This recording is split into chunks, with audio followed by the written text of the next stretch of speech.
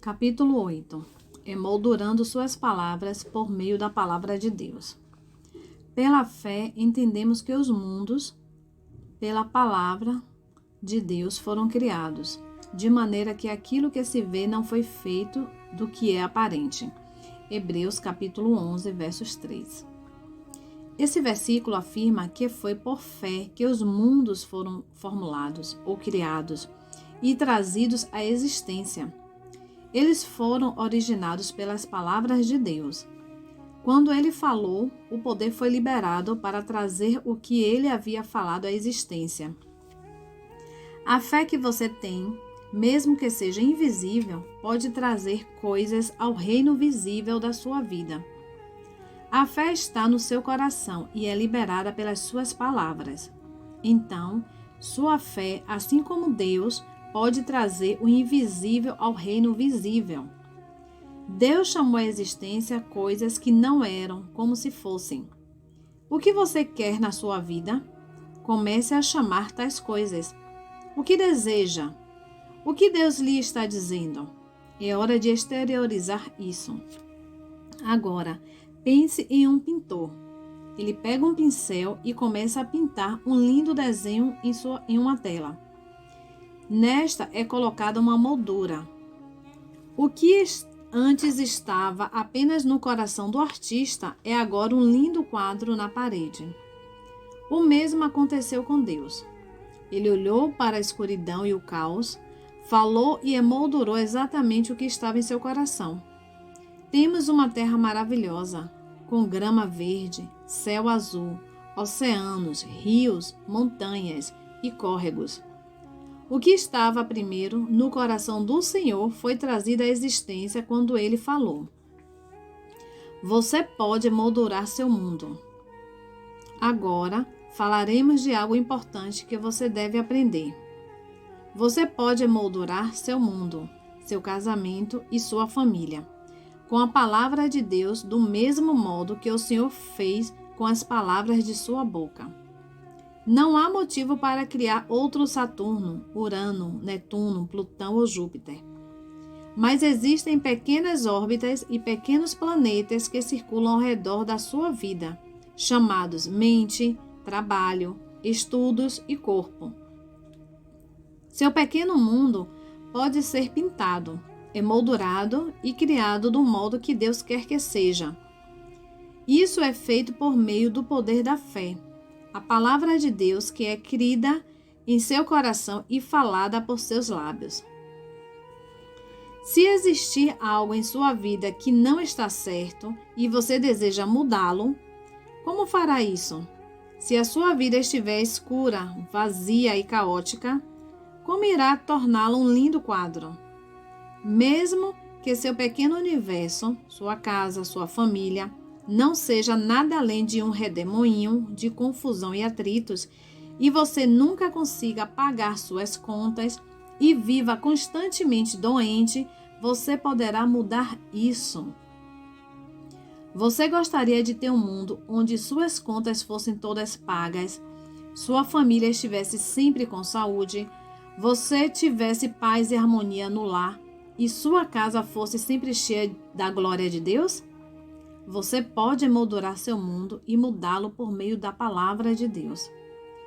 Crendo na palavra dentro do seu coração, declarando-a com a sua boca e tornando-se um realizador da palavra de Deus. Jesus, o exemplo de como emoldurar nosso mundo. Em Marcos, capítulo 11, Jesus demonstrou sua fé quando amaldiçoou a figueira. Então ele virou-se para seus discípulos e disse: Tende fé em Deus. Você deve ter fé em Deus.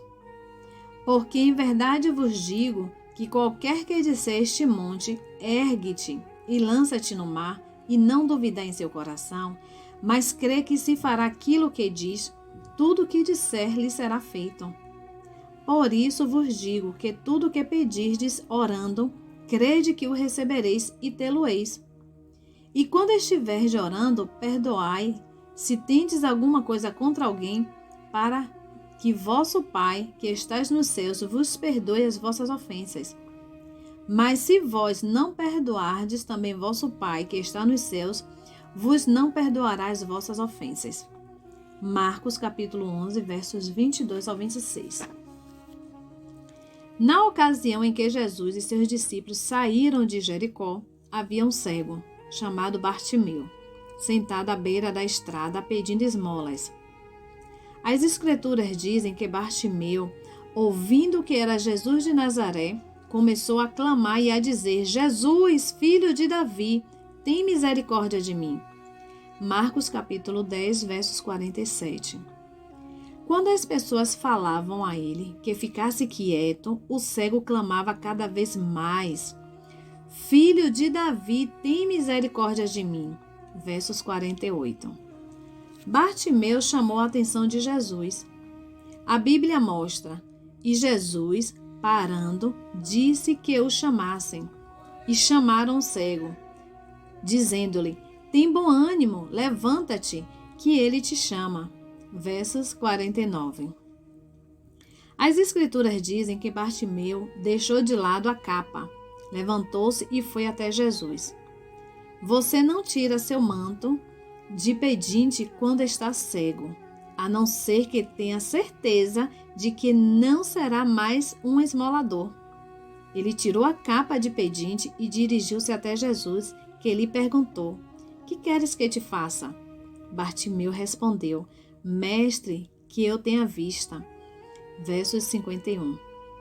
Jesus então falou: vai, a tua fé te salvou. E logo viu e seguiu a Jesus pelo caminho. Marcos, capítulo 10, verso 52. Bartimeu não gastou 15 minutos explicando qual era o seu problema. Fale à sua montanha sem enrolação, suspeita ou dúvida. Se você realmente crê em algo, pois do que há em abundância no coração, disso fala a boca. Mateus capítulo 12, versos 34. A boca revela o que está no coração. Ambos, coração e boca, estão conectados. Um revela o outro. Então, você terá o que diz quando crer que aquilo acontecerá. Imagine se Jesus chegasse até você e dissesse: a partir de agora, tudo o que você disser acontecerá. Isso mudaria a sua vida. Está nos grifos em vermelho de determinadas Bíblias. Ele já disse isso. Você está esperando por isso, mas ele já o disse há mais de 2000 anos. Se você estiver falando, eu sou abençoado, e crer nisso, andará em obediência à palavra de Deus. Logo, as bênçãos dele chegarão até você. Se estiver dizendo: Jesus, tu és o Senhor da minha vida, e suas ações corresponderem a isso, então o senhorio dele guiará a sua vida. O que faz alguém crer com o próprio coração? Tomar como base a palavra de Deus e dizer aquilo que o Senhor já declarou. É aí que o poder está. Podemos fundamentar nossa vida na palavra dele, crendo nela, recebendo-a, falando-a e vivendo por meio dela. Se alguém lhe disser: eu quero que você me diga a verdade, você terá de estabelecer: o que é a verdade? A verdade é o que você sente? O que você vê? O que o noticiário mostra? João capítulo 17, versos 17 declara: santifica-os na verdade. A tua palavra é a verdade. Romanos 3, versos 4 nos ensina: sempre seja Deus verdadeiro e todo homem mentiroso, como está escrito, para que seja justificado em tuas palavras e venças quando fores julgado. Muitas pessoas dizem que estão tendo dias maus. Em vez de proferir dias maus, comece a dizer: esse é o dia da vitória para mim. Bondade e misericórdia estão acompanhando-me durante todos os dias da minha vida. Senhor, tu és o meu pastor e nada me faltará. Obrigado porque o Senhor tem me dado sabedoria. Eu tenho a mente de Cristo. Eu sou abençoado quando venho e quando vou. Este é o melhor dia da minha vida.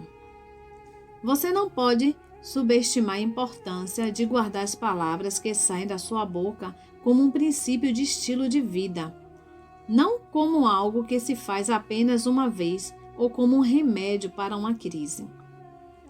O que você disser definirá sua direção. As palavras que semear crescerão. O que você falar será liberado.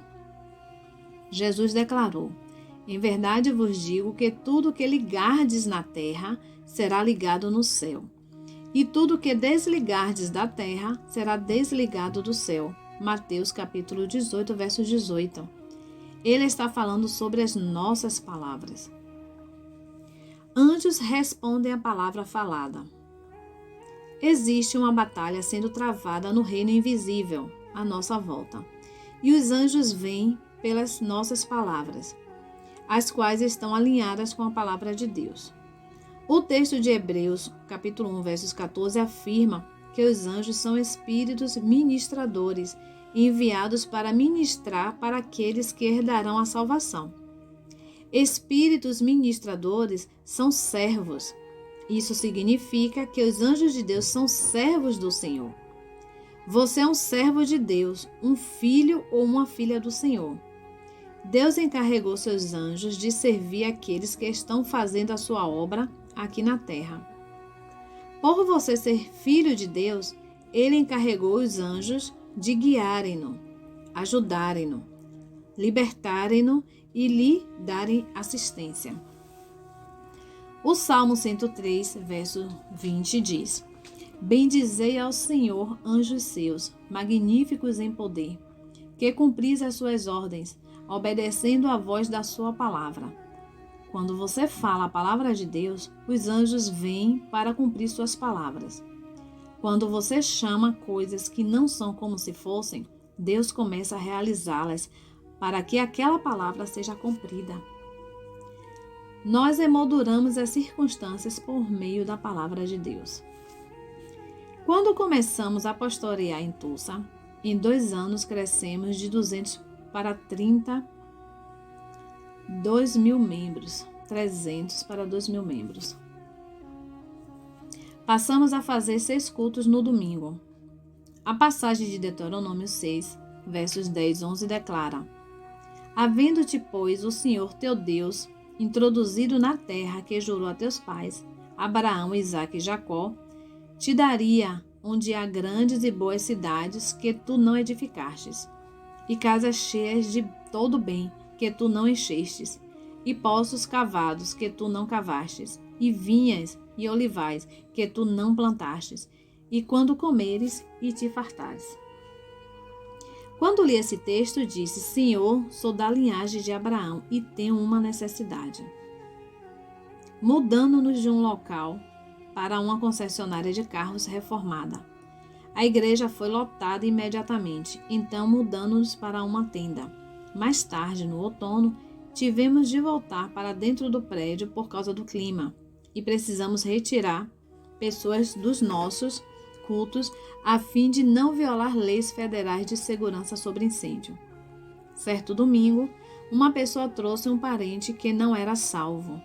Todos os lugares estavam tomados e eles foram barrados na porta. Foi uma daquelas experiências muito dolorosas. Parecia que não tínhamos saída para aquele dilema. Estávamos em uma caixa. Tínhamos ouvido que podíamos mudar o curso do navio com as palavras da nossa boca. Você sairá do buraco se começar a proferir fé, a palavra de Deus, e chamar as coisas que não são como se fossem. Eu disse: Pai, eu oro em nome de Jesus por prédios maiores que o nosso e por um estacionamento maior do que o que precisamos. A partir daquele momento, toda vez que eu começava a ficar preocupado ou estressado a respeito, falava: Pai, eu te agradeço porque temos prédios maiores que não construímos e estacionamentos que não pavimentamos. Hoje temos cultos aos domingos em um prédio bonito que não construímos, cercado de um estacionamento que não pavimentamos. Nossos cultos são no Centro MAB, no campus da Universidade Oral Roberts. Então, começamos a confessar: Senhor, nós te agradecemos pelo terreno que compraremos com dinheiro e pelas instalações que construiremos com esse capital. Hoje esse prédio está do outro lado da rua do campus da Universidade Oral Roberts, com classes, um ginásio e um auditório. Agora, temos cultos neste prédio e no Centro MAB. O mesmo princípio funcionou com o nosso prédio no Instituto Victory Bible, a antiga sede de T.L. e Daisy Osborne. Foi doado ao Instituto pela família Osborne. É uma instalação de 3.290 metros quadrados. Suas palavras têm poder assombroso. O que eu estou dizendo não é que você vai falar algo hoje e possuir isso amanhã. Estou falando de emoldurar sua vida, a de seus filhos e a de outros, fazendo com que a palavra de Deus torne-se um modo de vida. Suas palavras têm assombroso poder. Elas podem fazer com que as coisas cresçam dentro de você, a partir do momento que as nutrir e crer nelas. Você pode ser um dependente químico, um alcoólatra, ou pode ter sido bombardeado em alguma área da sua vida, mas hoje você é perdoado, redimido e liberto. Comece a dizer o que Deus falou a seu respeito. Se havia pobreza sobre sua família e você cresceu dizendo, nós não temos o bastante, pessoa alguma em nossa família foi para a faculdade. Você pode viver nessa caixa se quiser. Mas a boa notícia é que você poderá sair dessa se quiser. Jesus pode tirá-lo de qualquer poço. A chave para a sua liberdade é segurar a palavra de Deus, começar a falá-la, crer nela e alinhar o seu estilo de vida com ela. O centurião entendeu o poder da palavra falada. Em Mateus 8, um centurião foi até Jesus a fim de buscar cura para um de seus servos. Ele disse, Senhor, o meu criado jaz em casa paralítico e violentamente atormentado. Verso 6. Jesus então afirmou, eu irei e lhe darei saúde. Verso 7. O centurião respondeu, Senhor, não sou digno de que entreis debaixo do meu telhado, mas dize somente uma palavra e o meu criado sarará. Versos 8. Foi a vez de Jesus dizer, uau! A Bíblia diz que Jesus ficou maravilhado. Jesus não disse, escuta, você está com uma fé sobrenatural. Você foi além e está esticando a mensagem que estou tentando pregar. Você foi além dos limites como um desses carismáticos. Não mesmo. Jesus pôs o centurião em um pedestal para sempre e disse, em verdade vos digo que nem mesmo em Israel encontrei tanta fé. Versos 10b. Não estamos falando de coisas do jardim de infância. Estamos referindo-nos à fé que move montanhas na sua vida. Você gostaria de subir até esse nível? Como o centurião chegou lá? Ele entendeu a autoridade da palavra falada. Pois também eu sou homem sob autoridade e tenho soldados às minhas ordens. E digo a este, vai, e ele vai. E a outro, vem, e ele vem. E ao meu criado, faze isto, e ele o faz. Versos 19. Ele entendeu que a palavra de Jesus tinha poder quando era falada. E a virtude da cura de Jesus podia sarar alguém, mesmo a quilômetros de distância. Jesus está dizendo a nós, você tem a minha palavra. Fale apenas a minha palavra, e os anjos a cumprirão em seu favor. Cristo disse ao centurião, vai, e como creste te seja feito. E naquela mesma hora, o seu criado sarou. Versos 13b. As palavras de 3 judeus concordaram com a palavra de Deus. Pense nesses homens que estiveram perante Nabucodonosor. Vamos ler a história em Daniel, capítulo 3, versos 14 ao 28. Falou Nabucodonosor e lhes disse, é de propósito, ó Sadraque, Mesaque e Abednego, que vós não servis a meus deuses, nem adorais a estátua de ouro que levantei. Agora, pois, se estáis prontos, quando ouvirdes o som da buzina, do pífaro, da cítara, da harpa, do saltério, da gaita, de goles e de toda a sorte de música, para vos prostardes e adorardes a estátua que fiz. Bom é, mas se a não adorardes, sereis lançado na mesma hora dentro do forno de fogo ardente. E quem é o Deus que vos poderá livrar das minhas mãos? Responderam Sadraque, Mesaque e Abednego, e disseram ao rei Nabucodonosor: não necessitamos de ti responder sobre este negócio. Eis que o nosso Deus, a quem nós servimos, é que nos pode livrar. Ele nos livrará do forno de fogo ardente e da tua mão, ó rei. E se não, fica sabendo, ó rei, que não serviremos a teus deuses, nem adoraremos a estátua de ouro que levantastes. Então Nabucodonosor se encheu de furor e se mudou o aspecto do seu semblante contra Sadraque, Mesaque e Abednego. Falou e ordenou que o forno se aquecesse 7 vezes mais do que se costumava aquecer. E ordenou aos homens mais fortes que estavam no seu exército que atassem a Sadraque, Mesaque e Abednego para os lançarem no forno de fogo ardente. Então aqueles homens foram atados com as suas capas e seus calções e seus chapéus, e suas vestes foram lançadas dentro do forno de fogo ardente.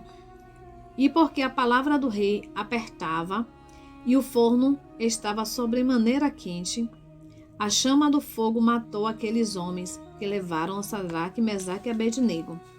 E estes 3 homens, Sadraque, Mesaque e Abednego, caíram atados dentro do forno de fogo ardente. Então o rei Nabucodonosor se espantou e se levantou depressa. Falou e disse aos seus capitães: não lançamos nós 3 homens atados dentro do fogo? Responderam e disseram ao rei: é verdade, ó rei.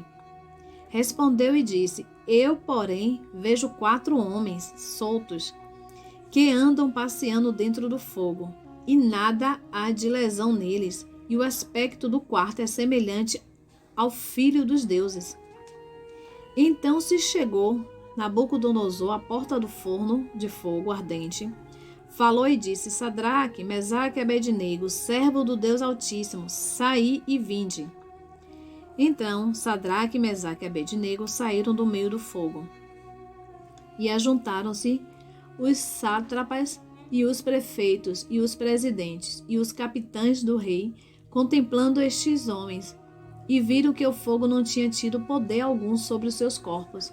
Nem um só cabelo da sua cabeça se tinha queimado, nem as suas capas se mudaram, nem cheiro de fogo tinha passado sobre eles.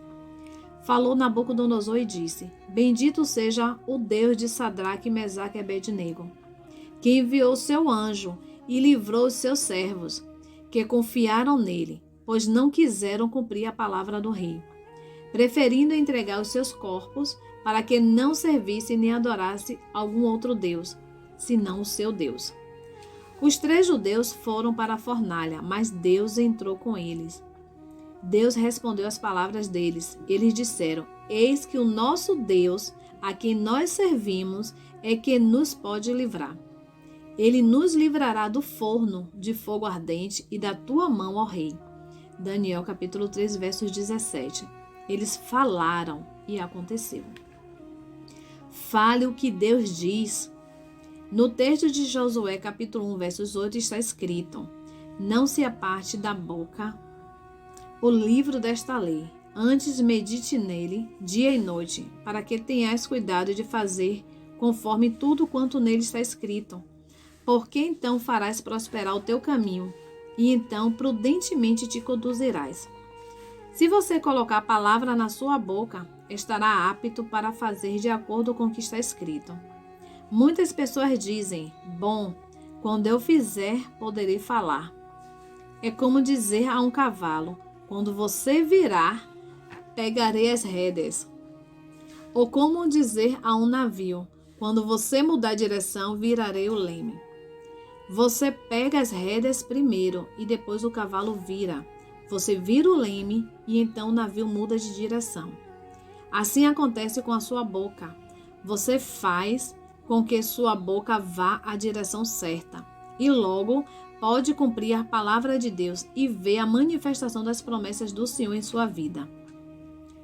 Oro para que você esteja aprendendo esse princípio de estilo de vida, de falar a palavra de Deus e crer nela, mais do falar sobre as circunstâncias e os desafios. Quando você tomar as rédeas da sua boca e começa a falar o que Deus diz a seu respeito, seu corpo muda a direção e abandona tudo que destrói. As drogas, o álcool, a imoralidade, a impureza, a falta de controle, a irritação. Seus dias serão melhores. Seus melhores dias estão por vir. Oração pessoal de compromisso. Pai, agora eu percebo que, antes que eu possa entregar o membro mais rebelde do meu corpo, minha língua a Ti, devo entregar minha vida ao senhorio de Teu Filho Jesus Cristo. Creio que Jesus foi crucificado, sepultado e que ressuscitou. Pela sua vitória na cruz, Ele pagou todo o preço com seu sangue por meus pecados, minhas doenças, minha pobreza e morte espiritual. Renuncio a toda a obra da escuridão e eu Te aceito agora, Jesus, como meu Senhor e Salvador. Obrigado por batizar-me no Teu Santo Espírito, Senhor, equipando-me para ser uma forte testemunha de Ti e ter uma vida vitoriosa. Entrego minha língua para o controle e trabalho do Espírito Santo, Senhor, a fim de que eu possa falar de vida e não de morte, de prosperidade e não de pobreza e falta, de liberdade e não de escravidão, de edificação e não de fofoca, calúnia ou malícia, de saúde e não de doença, de integridade e não de falta de integridade, de conforto e não de mágoa e tristeza, de fé e não de medo, de confiança e não de inferioridade, de aceitação e não de condenação, de vitória e não de derrota, de excelência e não de mediocridade. Com o poder de dar vida à minha língua, criarei uma atmosfera a qual me conduzirá a obedecer ao destino que o Senhor me tem preparado e a aproveitar a herança que me tem provido. Obrigado por essa nova vida, Senhor Jesus, e que eu possa fazer uma diferença na terra para o Teu reino. Amém.